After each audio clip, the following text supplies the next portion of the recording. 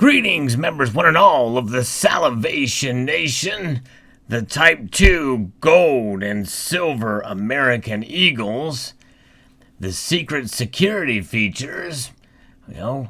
Could we reveal them in this video? Let's explore!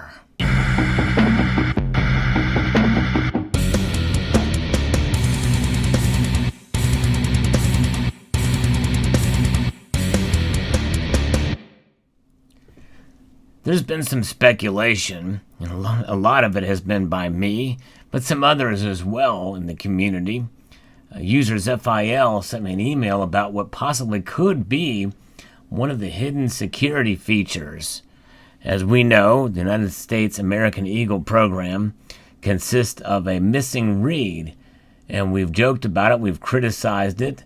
It is on both the silver and gold American Eagles here. We can see that missing read, and most of us agree that that is a very poor security feature and does not really do much to garner any confidence that we are going to be protected from fake gold and silver eagles, especially considering that the fractional golds do not contain that missing read. But there's got to be something more to this. There just has to be. The man has been mum on these security features, so all we can do is speculate. But perhaps it's a relatively simple solution based off of a technology that probably has been around for a while, and maybe even in the American and gold silver eagles, perhaps of previous years.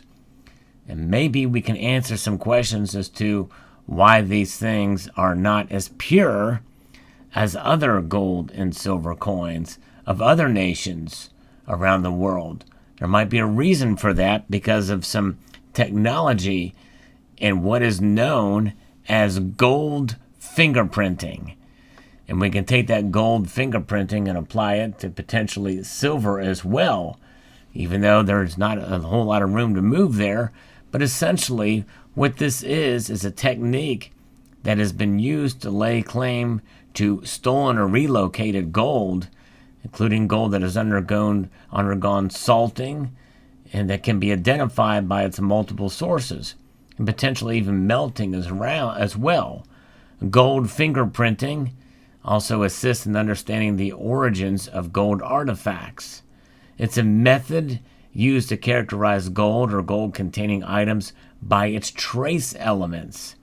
So think about it as, like your finger has a unique signature with its fingerprint.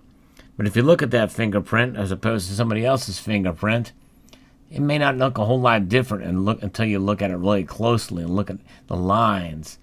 So it's a sampling, it's mineralizing essentially event in the particular mine or bullion source, and essentially you can insert elements that measure above the detection limits, which includes silver, copper, titanium, iron, platinum, palladium, manganese, chromium, nickel, even lead can be used for gold fingerprinting and geochemical characterization.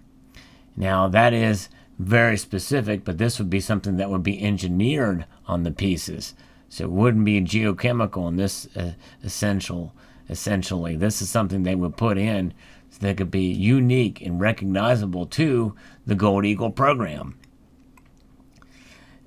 So in other words, in order for these technique to be used to identify the origins of the gold or silver in question, a database made from these fingerprinted samples of gold from either the mining sources or the engineered sources is required. And who has that database? The government. That's right.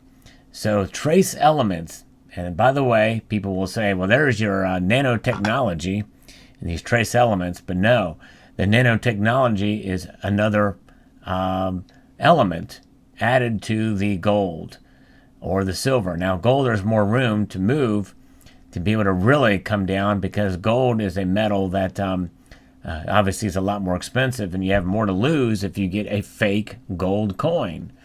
Whereas a silver, well, you're not out quite as much, but as silver prices increase, it becomes much more of a risk, and they'll be much more likely to be faked. So how would this work? How can it be detected? Well, you remember I mentioned and covered on this channel exclusively first when it came out. David J. Ryder was interviewed by Coin World magazine about 3 different levels of security on the gold and silver eagles. The first level is an overt security feature. Well, now we know what that overt security feature is. It is the missing read, which again is a gross, miscarriage of justice in terms of providing any kind of confidence and providing that as a security feature, the missing read, and the overt security feature. But the next 2 levels are covert. The first covert security feature is something that authorized dealers will have in order to detect whether or not the silver and gold eagles are fake. And by now, we would have known what that security feature detail is, because somebody would have leaked that if they were a dealer.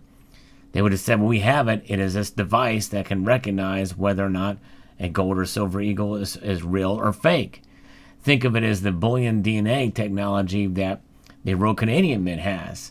However, that's not what the United States Mint has, or it's not been revealed or distributed because we have not heard about it yet.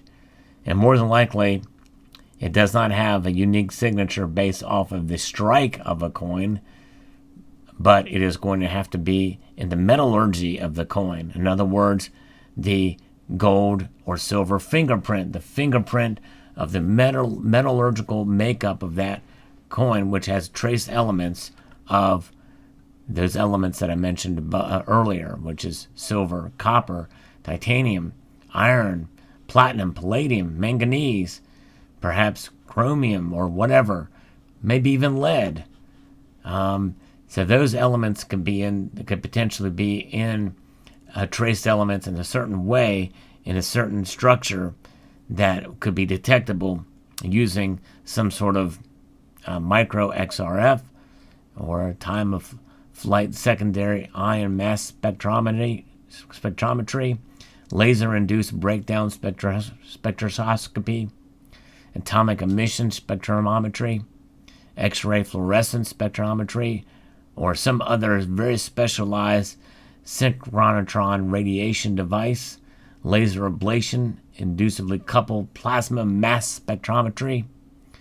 There are all methods of gold fingerprint detection. So these detection methods would need to be either proprietary, and that's where the third level, the tertiary level of covert security features, is by a proprietary detection device to be able to see these trace elements or detect it, or to detect them potentially even in melted gold or silver. And so if you have those kind of devices, that could be the hidden secret security features that perhaps we don't know about yet. Now, how could this happen for a 3/9 fine silver product? Well, you may have heard me before talk about how silver is exactly, the silver eagle is exactly 0.9993 fine. We've seen platinum coins 0.9995 fine. Well, there is room to move to put trace elements that require very sensitive instruments to detect. And in 3/9 fine silver, because the Royal Canadian Mint and other mints have found ways to refine their silver to that level, means that other mints, and perhaps the United States Mint, is using that room to be able to provide these trace elements that can only be detected by their devices. And there may be other dealer devices that would be sent out to be able to give you some indications as well too. So that very well could be what the deciding factor is.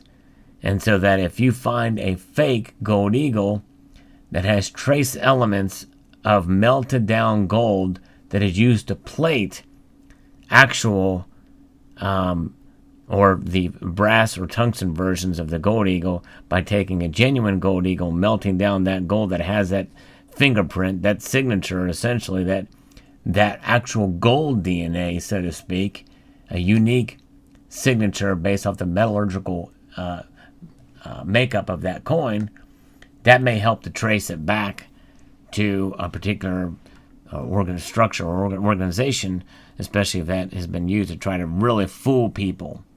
But nonetheless, all of it is completely moot if no one detects that they are not real.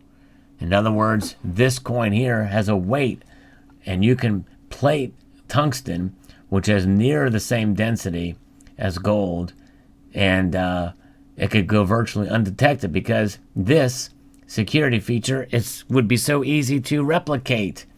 So no one would be there would be none the wiser in this case.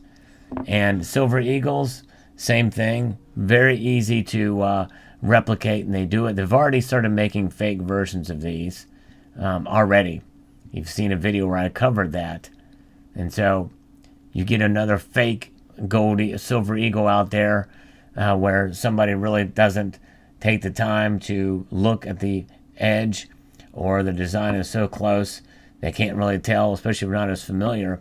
Unless it's a blatant, obvious, and easy to recognize security feature, people are not going to be suspect. And so the overt is the most important security feature, much more important than the secondary and tertiary covert features. Those are just to back up the overt.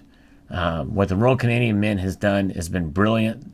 They've been way ahead of the United States Mint in this regard. And so, but still, this type of metallurgy and this digital, or the bullion, the metallic signature, the gold and silver signatures that are what is known as this fingerprinting, gold and silver fingerprinting, very well could be the hidden security features that the U.S. Mint and David J. Ryder has been talking about. Let me know what your thoughts are. Thanks again to Zephiel for sharing this along with me. I'd like to extend a multitude of gratitude to you all for taking the time to watch, and encourage you to please rate, share, comment, and subscribe.